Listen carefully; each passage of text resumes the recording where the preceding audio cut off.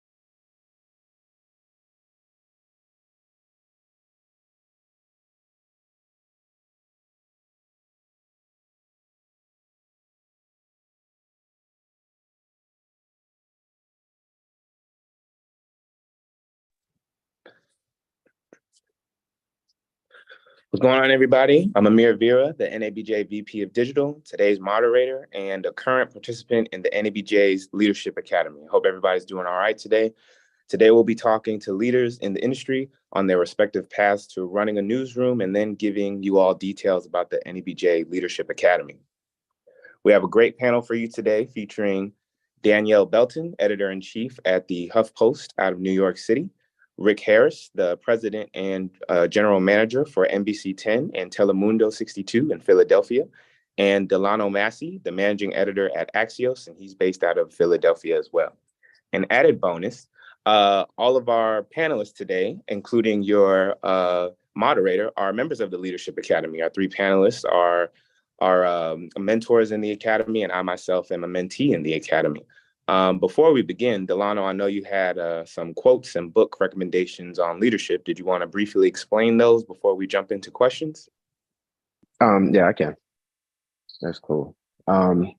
So initially the question that was posed to me was about books that maybe have been instrumental in my career. And so the two books that come to mind, it's Lynchpin by Seth Godin, and then most recently is Chasing Failure by Ryan Leake. The Lynchpin is a book that I read like in 2008, and it was actually after I had gotten laid off, and I was trying to figure out what my path forward was going to look like as an editor. And I read the book, and if you don't know what a linchpin is the little pin that basically keeps the gears affixed in a clock. So if you pull out a linchpin, then the gears that will stay probably, sort of like habit, right? But there's also a good chance that as the gears move, that the gears are going to fall out. So that book teaches you how to be instrumental in your newsroom or in your job and in life in general. And that was one of the books that was very much a game changer for me. And it's the thing that made me think that instead of staying in the lane of newspapers, I decided to try television and learn some new things.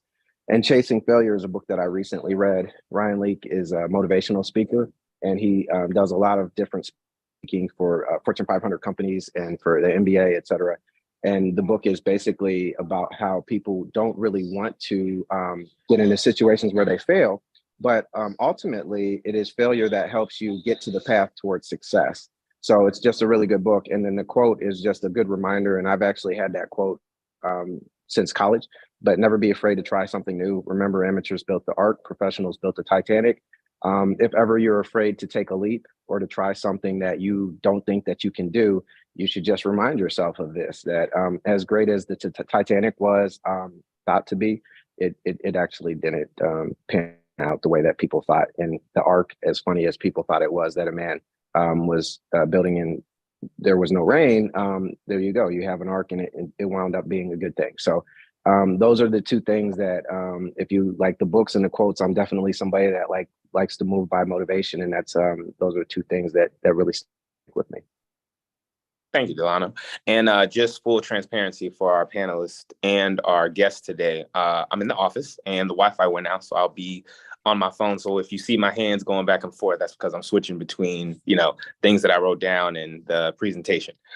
Just full transparency. So again, thank you, Delano, for that explanation. And so we'll jump into questions. And a side note for our audience, remember that you can all submit questions to the Zoom Q&A tab. So please be sure to put your questions there if you have any questions. So the first question we'll start with, and all three of you can answer as we go forward. All three of you can answer these questions. One of you can answer these questions. We'll just have it go fluidly. So can each of you tell me about how you got into leadership, how you decided to transition into leadership?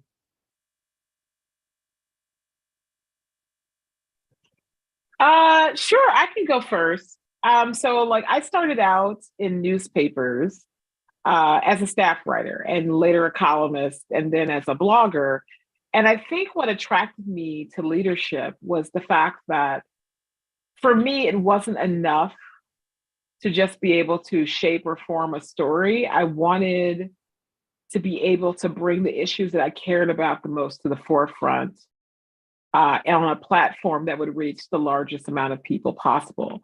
To go backwards a little bit, when I was a kid, I saw the value that information and education had to my family. Like my family would not have made it to the status that they made it as working people, as my dad was an engineer, my mom was a school teacher, if without education and knowledge. And so I saw the power that knowledge had held within my family that historically had been mired in poverty due to, just the conditions that we live in this country. My parents were descendants of slaves. They were sharecroppers. They were domestic servants. And so to get out of that situation, they needed to understand the world around them. They needed education. They needed knowledge. They needed that power that comes from knowledge. And so I saw knowledge as a path to help Black people get access to power. And so I realized at a really young age that if I wanted to see more Black people succeed in the way that my parents had succeeded, in the way that I had succeeded, they needed to be better informed about the world around them so they could make better decisions. And if I wanted to see that happen, it wasn't enough for me to lobby for more better coverage about issues that matter to the African American community. I needed to be in charge and make sure that it actually happened. And so that's what ultimately attracted me to it.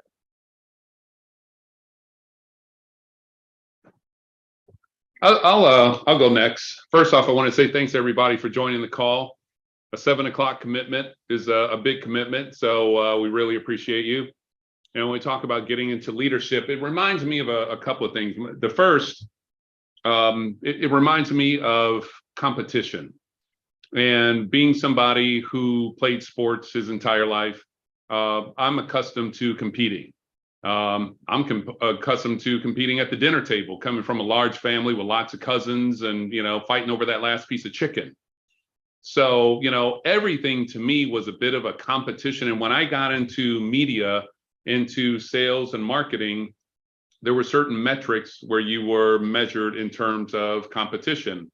And being someone who wanted to achieve and overachieve, you're kind of naturally thrust into a leadership role when you're at the top of those metrics. What's interesting and what you learn through that is being at the top is good for self-achievement, but it doesn't speak at all to the team and to your performance and how it elevates others. So I learned through the process that, yeah, it's really good to be number one, but what really matters is growing and lifting your team. So that was kind of real world. Then as I got into leadership, what I realized was that, like Danielle said, there's another element of this that's about education. So I actually went back to school while I was working in a leadership role and went back and got my master's. And it was a master's in business communications. Not quite an MBA, but I'll take it. But it, again, taught me the tenets of leadership and of teamwork and elevating others. So there was a real world piece, there was a classroom piece, and I'll tell you the other piece for me was family. Through family, you learn character. And when we have any type of leadership conversation, if you leave character out of that conversation, you're missing the boat. You're missing the point. And what I mean by that is character in leaders and potential leaders that focuses on integrity. It focuses on honesty. It focuses on being trustworthy and being a great teammate. You know, those points of character matter when you're talking about leadership, because now people are relying on you. And when people rely on you, you have to be that constant point of leadership in order for the team to succeed. Otherwise, go back to square one when I talked about competition. Otherwise, it's all about you. And that's not what leadership is all about. I echo everything that was just said. There's probably not much that I could say to add to that. My personal journey, the influence for me in terms of leadership, much like Danielle said, it's family, right? My father, my family is from the South, also sharecroppers, Winston-Salem, and probably if we end up talking, we would probably have like some similarities, right? Or might be related somewhere. Anyways, I think because of the way that my father was raised, he's 82, he grew up in the Jim Crow South. And one of the things that he emphasized, yes, education, but not really as much. Me and my sister are the first generation of us to actually complete college. My father said, no matter what you do, you should be great or aspire to be great at it, to achieve mastery.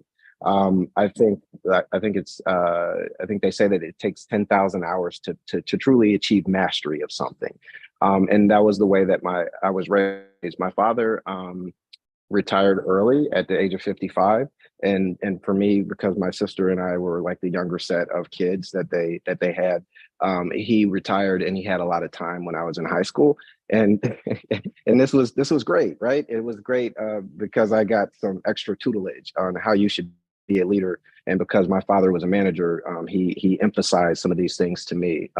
He worked at UPS and he had worked his way from washing trucks in the 60s to helping white people basically fill out applications for jobs that he could not get and that he was probably more qualified for, but didn't have access to.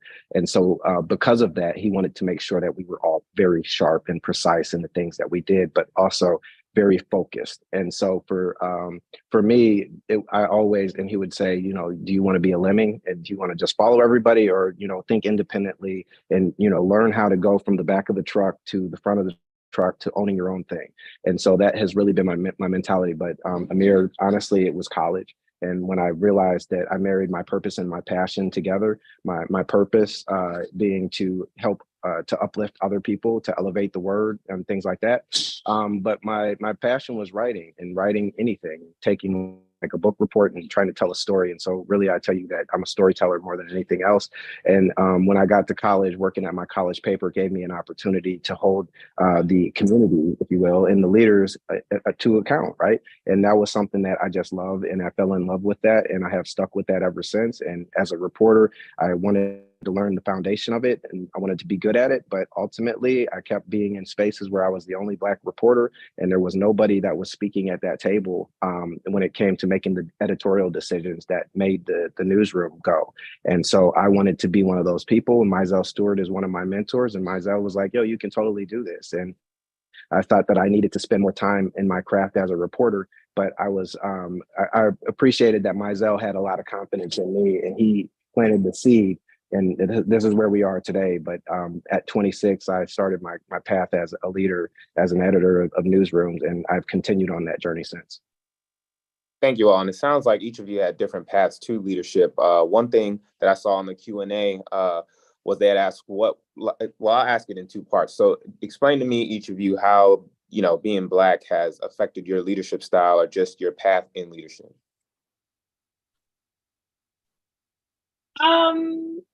You know, I would say that being Black has impacted my leadership in that, like, I don't see it as a hurdle, but it became like a hurdle for other people to get over. It wasn't my problem. I have no problem with being Black. I love being Black. It's absolutely amazing. But the problem has always been other people and their response to it. And I've always had the attitude that if you have a problem with me based on my skin color or my gender, that's a you problem. It's not a me problem. Like I have no interest in trying to like handhold you into equanimity. Like that's just not an interest of mine.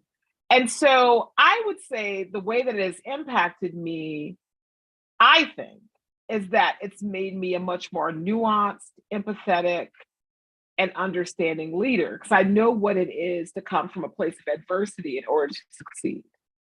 So when a woman comes to me and tells me that she's having an issue where people aren't taking her seriously, I get it. When another person of color or another Black person comes to me and says, people are pegging me as the angry Black so-and-so, like I get it because I've been it.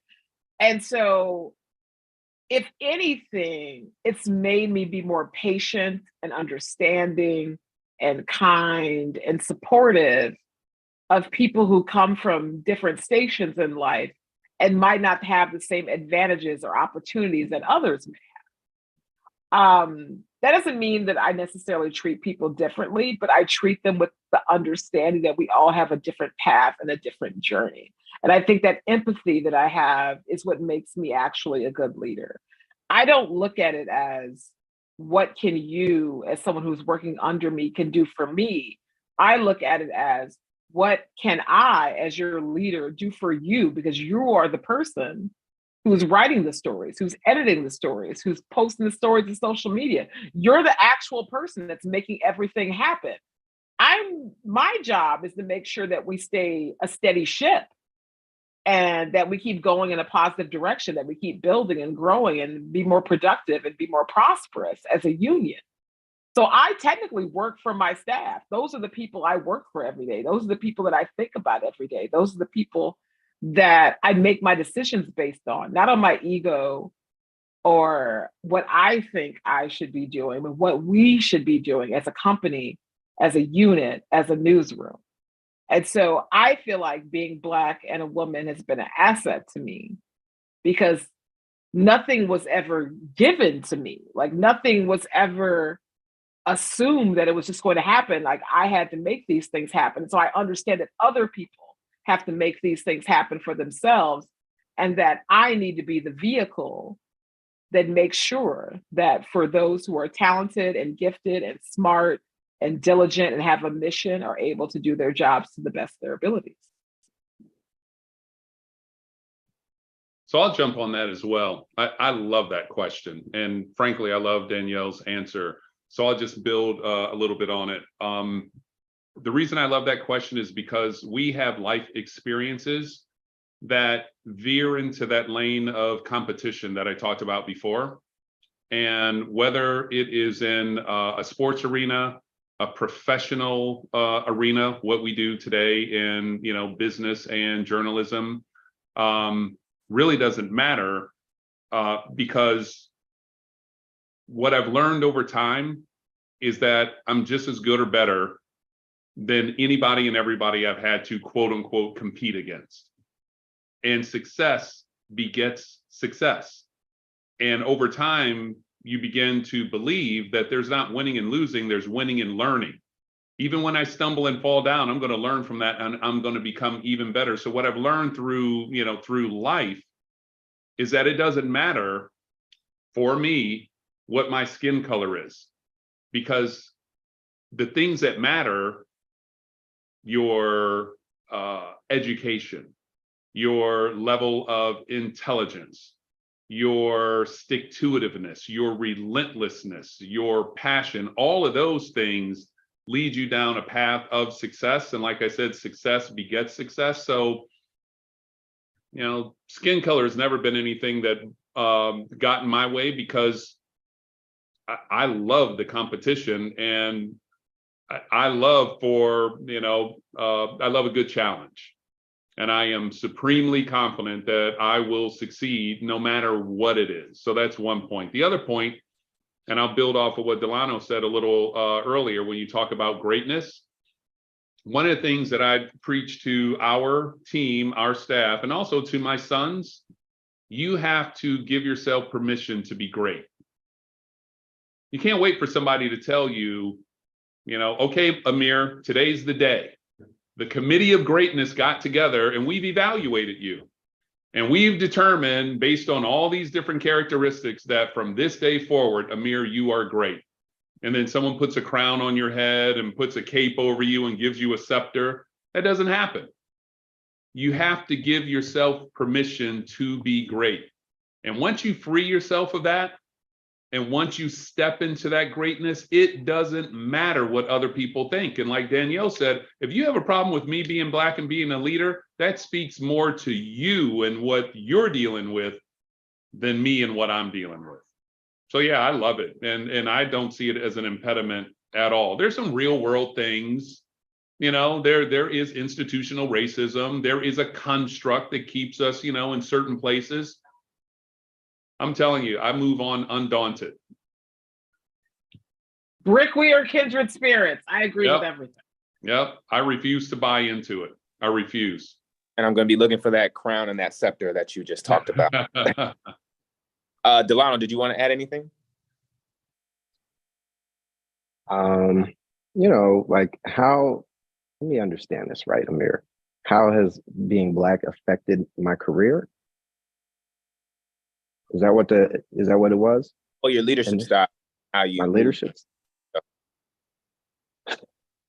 I guess I have a different view, but it's my journey was different. I started and I didn't really have like a story. I would tell you that I am the antithesis of what you should do. Like, don't do what I did, right? I didn't have any internships, but I managed to get an internship at the Beacon Journal my senior year of college. The reason that I got that internship at the Beacon Journal is because Knight Ridder at the time had created a diversity program, and Reggie Stewart was looking for one other intern, and I was the last intern that got selected by the Beacon Journal. My career started, and I did a really good job at that internship, and Knight Ridder wanted to keep me. And so they found a place for me in, of all places, Belleville, Illinois, which is in Southern Illinois. I don't think that I was ever able to sort of escape my color. Like, even in Belleville, Illinois, there were racial tensions that were there. They had dragged the Black man down Main Street in Belleville on a pickup truck.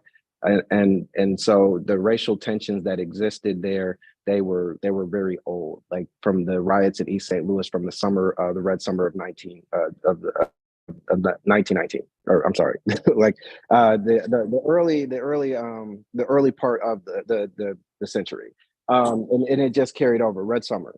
So I could never really escape my color, and it played out in different ways as a cops reporter, where I would show up, the coverage that they decided to choose, like the influence that I had in terms of the leadership it was because it was necessary, and because there wasn't enough people represented in the newsroom, and so there needed to be a voice that was there. And I think that, like, when I got hired, it was also because of similar programs. Knight Ridder was looking to increase its diversity over a 20-year period of time, and so I was one of the people that benefited from that, right? So my color was always a part of that, and I think that in some ways I did have to fight. I had to fight that. I had to fight that in different newsrooms. I started in Kentucky at the Herald Leader. And so I was the only Black reporter on the Metro desk for a long period of time, until there were other people that were there that they were able to diversify the newsroom. And that has been a fight, and that has been a staple in my career, trying to help other people to find their path. And it is something that I'm committed to. And my leadership has been influenced by other people. I didn't get to the Herald Leader just because I applied. I got to the Herald Leader because Monica Richardson was there, and because Monica Richardson said, you need to hire him and you need to give him a chance because he is better than the people that you're bringing in here. And so because of that, I've always been indebted to helping other people to blaze a path for others, because if not for the people who came before me, I would not be where I am today. So my leadership style was shaped because of that, right? Like I had been in the newsroom in Lexington and I was like, well, is it really my responsibility to do all of this stuff? Like, am I the arbiter for all Black people? I'm not. And Monica was like, well, you're not. However, you're here and you have a voice and you should use your voice and you should be that person. And no matter where you are, if you're the only person, then you should do that. And so I have gotten more and more comfortable with that, no matter where I've been, whether it's been at the Herald Leader, whether it's been at CNN, whether it's been at Axios. And I'm not going to apologize for that because my history, my story, my pathway, and the things that I have learned, like all of it is wrapped into the things that I have experienced as a Black man.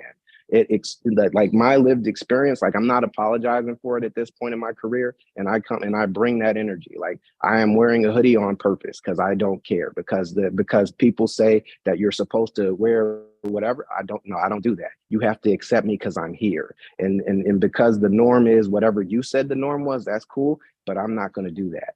Because you have to respect my intelligence. And that is true. You have to respect the body of work that I have created. You have to respect the things that I bring to the table, because the thing that I bring to the table is not something that can be duplicated by anybody else, because my experience is my experience and because my pathway was the pathway that was created for me. So for me, it's fused. You know what I'm saying? I can't separate myself. And after Tyree Nichols was killed, that was one of the things that I had said to my staff, like, you guys, you have conversations about objectivity, but I can't separate the fact that I am a Black man. And for me, I actually do care about Black lives. Like Black lives matter to me. And I don't think that that's a controversial thing. Thank you all. And I think the one word that comes to mind from all of your explanations on being a Black leader is authenticity. That's what I've gotten from each of your explanations and everything like that. But I want to, can you all explain to me, and I'm going to ask this in a two-part way, so you can answer it. You can answer either part. But can you describe to me the highs and lows of leadership, and what are you most proud of, and or what is your biggest challenge as leaders in a newsroom?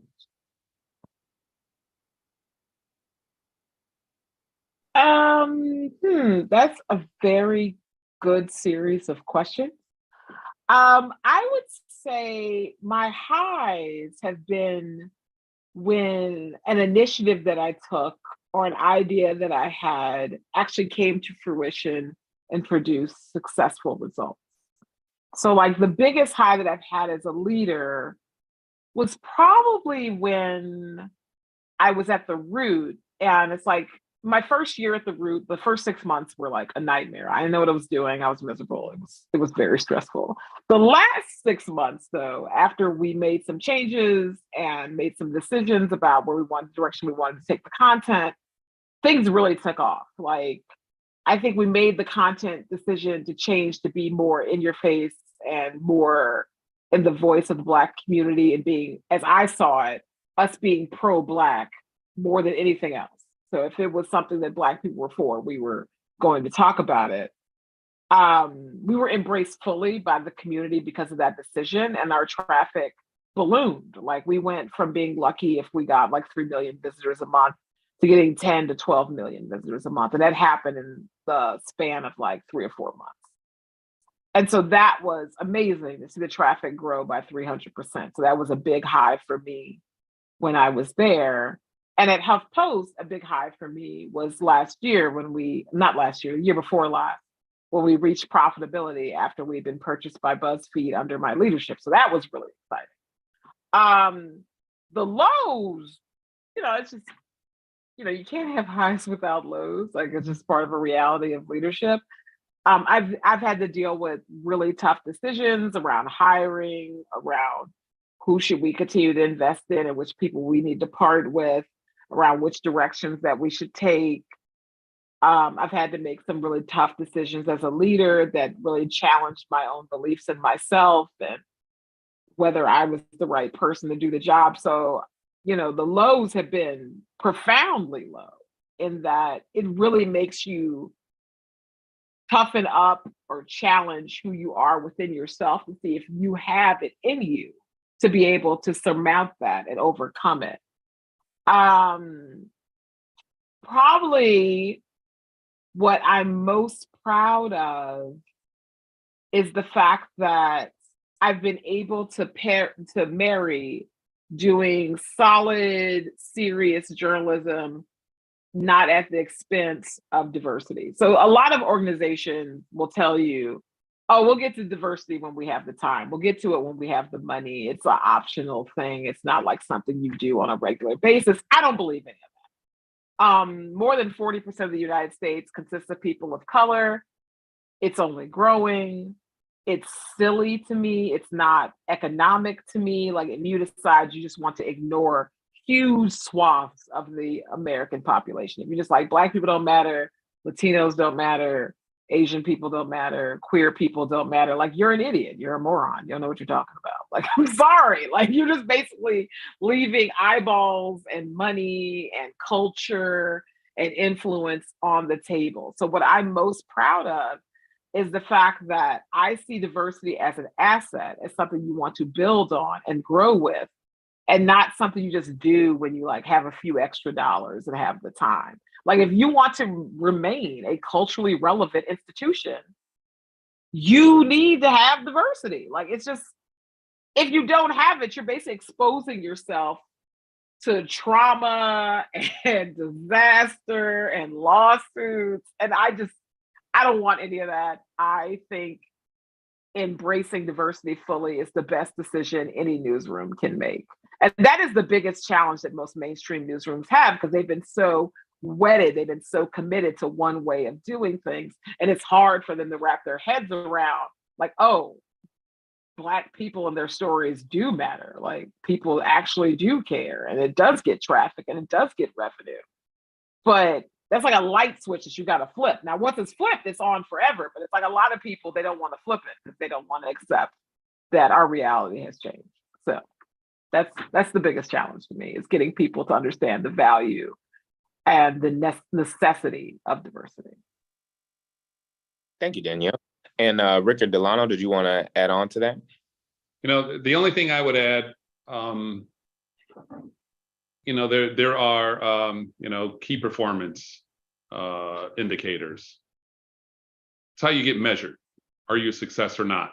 So, you know, when I think about highs, it's really good to make budgets, to build TV stations physically. The place I'm sitting in right now, we designed it and we built it. Community events, all of those things. But I tell you what, my highs are related to people.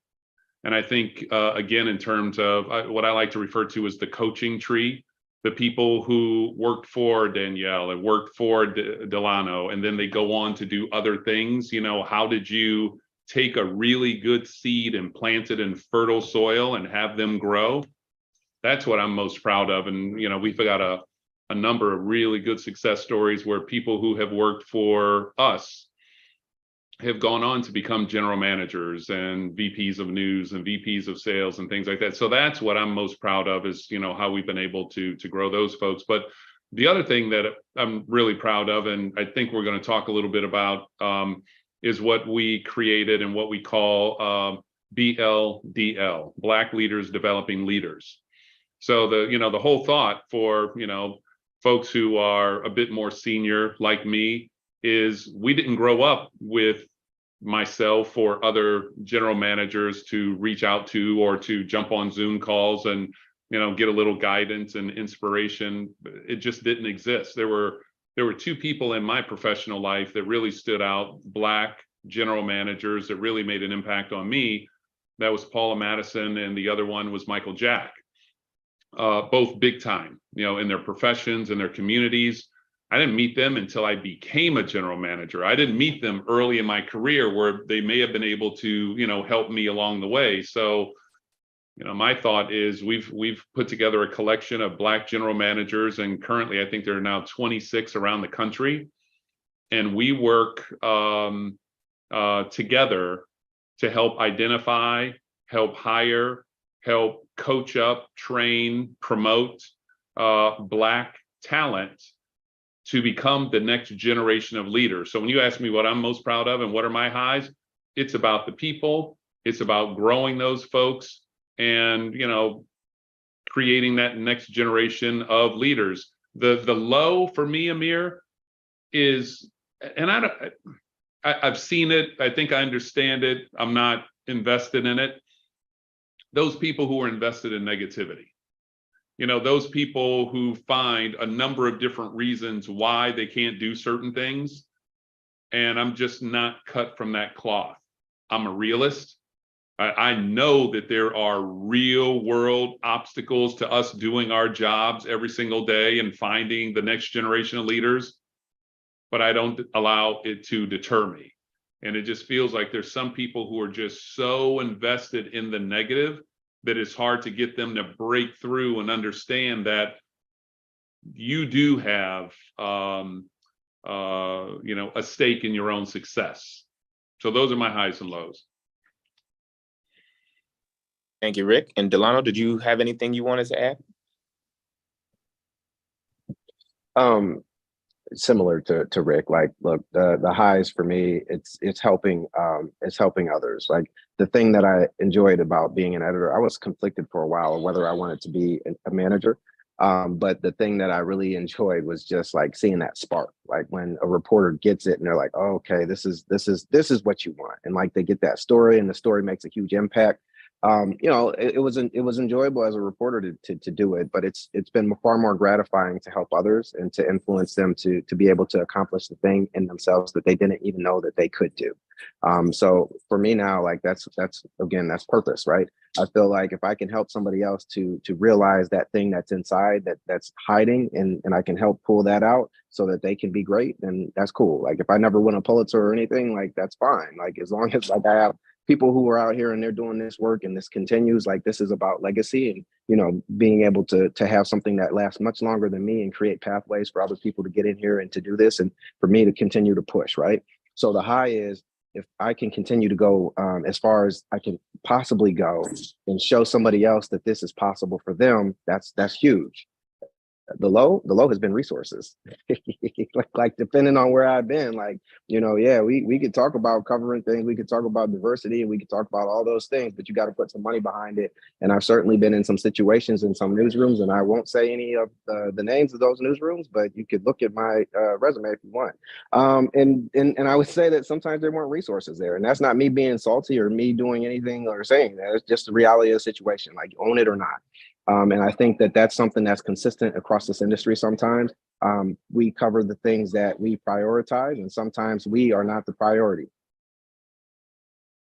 Shout out to everyone doing it with no money. Right.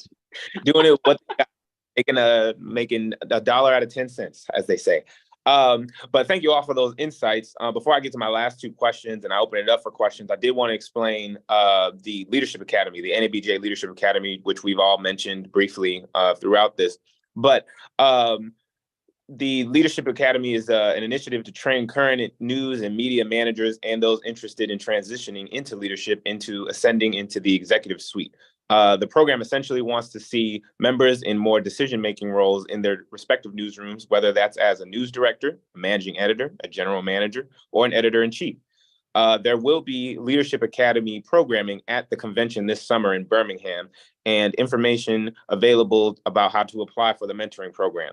Editors, news directors, and those who are interested in transitioning into the leadership and/or becoming executives in a media organization are urged to apply. And Rick, did you want to quickly explain how and why NABJ created the Leadership Academy?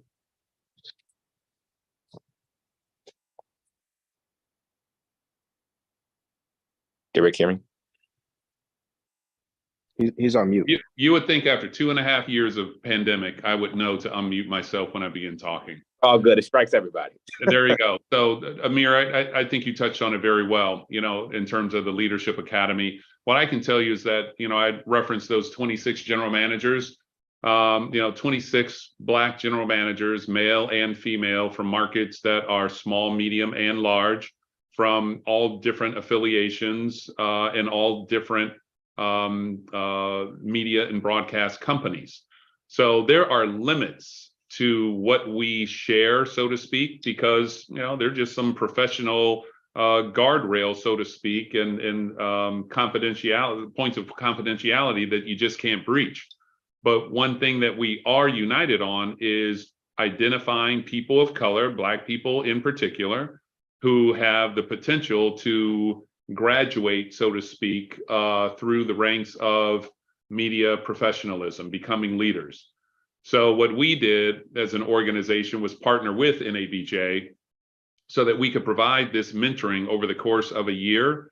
And what it looks like, the mentors or the mentees who are involved for, I believe it's 10 months of that 12, get to spend an hour with a general manager, a different general manager through the course of those 10 months. 1 hour may not sound like very much, but we also, through that course of the hour, we give homework assignments. You know, we give our mentees things to work on and have them report back to us. So my 1 hour might become 2 or 3 hours with all of the follow-up. And when you think about it, over the course of a year, you're meeting with 10 different general managers from 10 different experiences and walks of life with a little bit of homework, all intended to make you better. So we did that in terms of the mentoring, and then we partnered with NABJ so that during the NABJ conference and convention, we have some on-site training, some on-site reporting out from the mentees, some on-site panel discussions to, one, help the mentees in a deeper fashion, in person instead of on Teams and Zoom calls. And second, to help market and promote the program itself, to raise awareness around it so that people go, wow, that's pretty cool. I want to sign up and be a part of this. So it's been very successful, and we give a big thanks and shout out to NABJ for allowing our group of general managers to help develop the next generation of leaders. And we also have a slide showing 4 examples of people who have used the Leadership Academy as an asset to move into different positions. I being one of those people. I was a writer. For the audience, I was a writer at CNN for 5 years, and now I am a breaking news editor for CNN's live news team. Rick, did you want to, I'll throw it back to you. Did you also want to explain the other 3 candidates who have used the Leadership Academy as an asset? Absolutely. I believe the slide is coming up. Do we have the slide coming up? We have a blank screen right now. Anyway, so I can speak to it. We have one candidate who made it through the program. There we go, Valerie. So Valerie Russell is a first-time VP and general manager. So shout out to Valerie. Through the coaching and training and mentoring and just the relationship she made with this cohort, if you will, of general managers, she was able to learn. She was able to position herself, within her company, and put herself in a position to become a first-time VP and GM. I think one thing that's really important about Valerie, and just looking at the list of attendees on this call, it's not lost on us that we have around 26 Black general managers. I believe at this point only 4 or 5 of them are female. So even though you look at it this way, if there are 26 Black general managers and there's somewhere in the neighborhood of 1,200 or so TV stations around the country, that's somewhere around 2%-ish. So that's a low number. And then you take that 2% and go, oh, that 2%, of that 2%, only 5 of them are female. That's really low. So having someone like Valerie be promoted to the VP GM position is really big. Shout out and congratulations to you, Amir.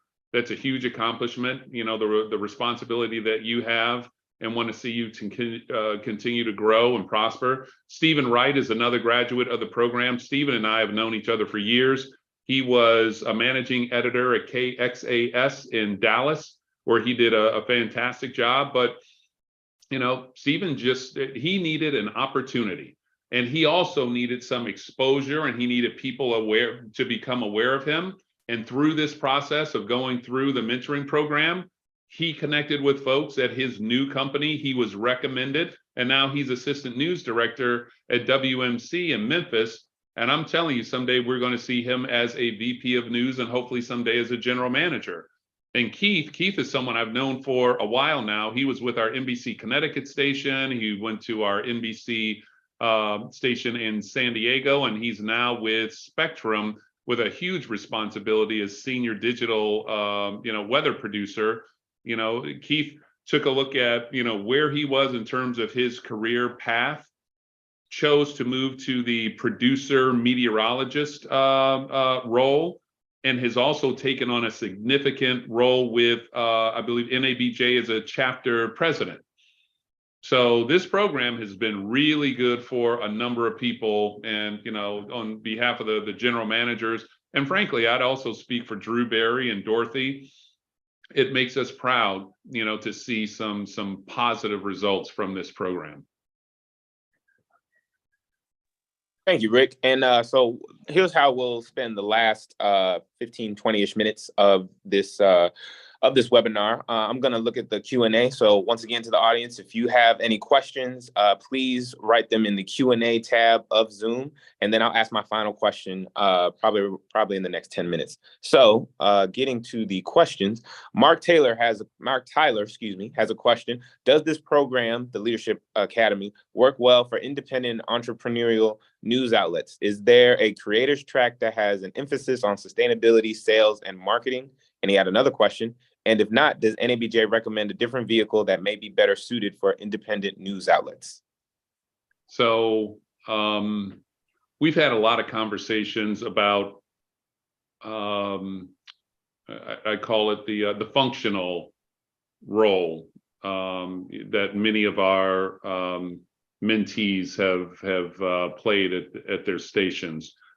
What I mean by that is NABJ is National Association of Black Journalists. Well, why not the next VP of sales? Why not the next VP of tech ops? Why not, the next VP of marketing, and find those people who are going to become general managers and presidents and things like that. So this year is the first year that we have within the mentee group, the first year that we have a couple of folks in from the sales side of the business. And we're looking to expand. So it's not just journalism, because one of the things that I learned through my leadership journey, so to speak, is that there's certain things you just don't know. I came up through sales and marketing. I started off on the talent side. I very early in my career, I was a radio disc jockey and, did all the parties and all that kind of stuff. So I was technically on the content side, and I did a little bit of TV on air, but that was like cable, what was it called? Like community access channels. It didn't even qualify as TV, but there was a camera and I was on a screen, so I call it TV.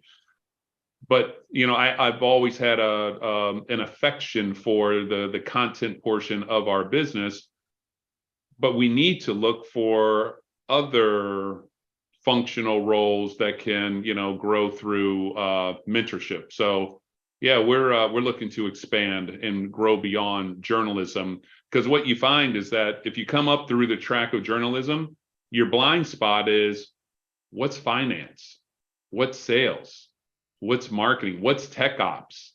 So it's really, really important through this process that we teach the mentees about different areas of the business that they don't necessarily touch every day. And if you're coming from the journalism side, you really do have a blind spot, and we try to help eliminate some of that blindness, so to speak, and help you understand what the business is all about. Thank you, Rick. And I just wanted to read this comment from Monica Kirkland. She didn't have a question, but a comment. The mentoring program is a great program to be a part of. I'm grateful to have been part of the first class. With all the general managers, it's like having 26 cheerleaders rooting for you. And with that in mind, I did want to ask the three panelists, what advice would you all give to applicants of the Leadership Academy? And what would you say is the best part of being a mentor in the Leadership Academy? I would say the most important thing that you need to know on your path to leadership is that you're going to mess up. Failure is just part of the job. You're going to make mistakes. The key is, it doesn't matter how many times you fall down. It matters how many times you get back up again. It's about, did you learn from the mistake? Did you grow from the mistake? Did you build on it? Did you take it as a life lesson that helped impart and improve upon what you're doing? Failure is just part of success. You win money, you lose money. You get success, you lose it. You gain wealth, and then it goes away. It's part of life. And the sooner you accept that and realize that, the faster you'll get to where you're trying to go. Like, you can't allow a backsliding or a disappointment to derail you from your mission. You just have to accept that part of being on your mission is that sometimes you're going to get sidetracked or you're going to fall off. The other part of that question, Amir, what was the other part? It was what advice do you give to applicants who are applying to the Leadership Academy? Oh, like, be your most authentic, open, and honest self. Like, be real about what you need in order to get to the next level. I am a strong believer in the old African-American proverb of that closed mouths don't get fed. So you need to say what you need. Preach. That's the benefit of that program. That's the benefit of having mentors and people you can depend on to ask for advice. You got to open up your mouth and ask for it. So I'd say, a related thought to that, corollary to that is, be open to coaching. If you take all of the time to apply and, work your network of contacts in order to get into the program, whatever that process is, once you're in, I would think you would want to actually learn and grow. It's not about showcasing yourself and telling everybody and showing everybody how great you are. It's more about, how can I become better? How can I become more effective? How can I grow within my organization? How can I become a better leader? How do I elevate the team? You have to be coachable. This is not a platform to tell us how great you are so that one day maybe one of us will hire you. You're coming in here to get better, so be open to the coaching.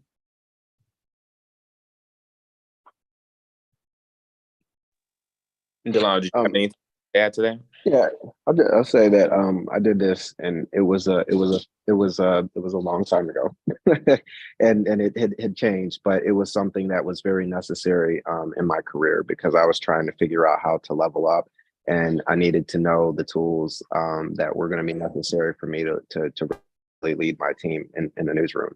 And there were so many things that I learned that I keep with me today.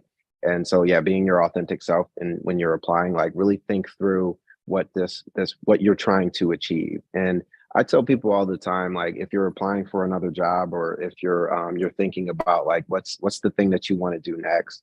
I'm a very visual person, so I'm that person that's going to have a vision board. But you should absolutely write it down, and when you're applying for a job, really approach it and think about what is it that I actually need? I think about myself as my own corporation.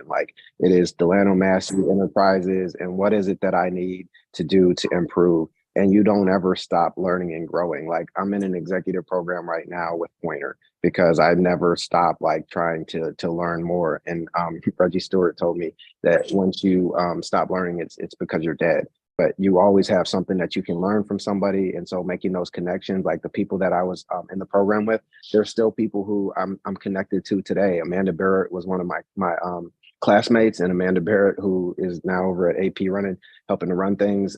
She is also a mentor for me. So there are relationships, connections that you will make that will be very beneficial. And yeah, absolutely be a sponge. This is a journey, and me being a leader, that's a never ending journey for me. That process, and learning to grow and stretch myself to do new things, and then to learn the executive side, that's also critical. And that's where I'm at now. Like Rick said, it is important for you to know the economics that surround journalism too, because you see everything that's happening in the industry. And as much as you might want to try to block some of that from coming into your newsroom, it's going to, and you should at least know how to prepare yourself. And one of the things that I learned from the program was the only thing I can control is the little boat that I've got. So focusing on the noise and the storm that's outside of that boat, that's a distraction. So there's so many gems that I got from the program. And on top of everything that you all said, I like what Delano said about joining different leadership programs. There's a ton of leadership programs out there for everyone. There's Maynard, there's Pointer, obviously NABJ has one, but have your respective newsrooms invest in you, and that's how we build more Black leaders. But last question, from Latanya Yarbrough, who is the senior news producer. What advice do you have for first-time managers learning how to manage up? And if we can make those responses probably like 15, 30 seconds, that'd be great. They don't know what's going on, so it's up to you to inform them. Like they only can see what they can see on their level. And when you're managing up, it's about anticipating needs and informing them so they can make better decisions for the organization. I'll build off of that.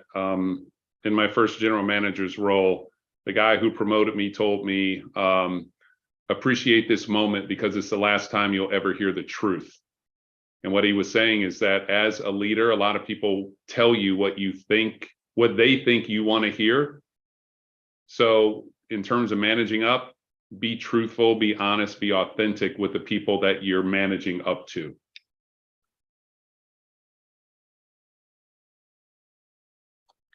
I think, trying to anticipate what that person, like, you never know what's in somebody's head. But the thing that might help you is trying as best as you can to understand where that person is coming from. And one thing that I learned to do was to have a conversation, a very real conversation with that person that is just that level up, to understand what their journey was, because that might give you some insight into how you can deal with them. And it will be a guidepost for you or a touchstone that you can come back to like later on. And also it sort of strokes their ego, and, you can talk to them about like how they got there. And then, that is also very helpful. Thank you all. And then just to reiterate, the NABJ National Convention will be August 2nd through the 3rd in Birmingham, where we will have programming, and the most recent cohort of NABJ Leadership Academy mentees, such as myself, will be presenting capstones during the convention. The days will be determined in the near future. And yes, so this last slide, should any of you want to get in touch with any of us, is our contact information. You can email all of us. We're always open to mentoring folks and even picking up mentors ourselves. Did any of the panelists have any closing thoughts as far as leadership, the Leadership Academy, or anything like that? I would say stay diligent, stay true, stay authentic, don't give up. Like, this industry is tough. It chews us up and spits us out, but that doesn't mean you got to stay spat out. So stick with it if you truly love it and believe in it. I just give a big thanks and shout out to everybody for putting together today's panel. I see Vanessa, I see Kathy Times, Amir, thank you for moderating. Thank my fellow panelists. I love opportunities like this to talk about our business, but more importantly, how we can help elevate and lift all of you. So just a big thank you. Appreciate your time. I echo that. Appreciate it. Thank you, Amir. Great job. I would tell you, be nimble. Don't be afraid of change. Don't be afraid of situations where sometimes it might be a little bit uncomfortable. Lean into that discomfort, because sometimes it's going to be the thing that's going to help grow you in a way that you never could have imagined. And the other thing I would tell you is to take care of you. We talk a lot about success. We talk a lot about, like, I want to achieve all these goals. I want world peace. I do want world peace, but if I can't achieve world peace, I also want peace within myself. And that's something that I can control. And so take breaks. Don't feel like you have to stay in the office all the time to prove anything to anyone, because if you keel over in that desk, please believe they'll move you on. They'll call 911 for you. But, they'll get somebody else in there. They're going to post your job. So it doesn't do you any good to kill yourself. So take care of yourself. Get a therapist. And because if you're at this level, this is like the best advice that I got from Pointer 2, from Kevin Meredith, OG. Talk to somebody, because it's stressful. And when you get to the higher that you go, the more stressful that it gets, and it gets lonely. I love the 5 heartbeats, and Flash said that it's lonely at the top, and that's true. So you got to have some friends, and you got to have like some colleagues. You got to have like a network of people that help support you, but please, like, take care of you. That's it.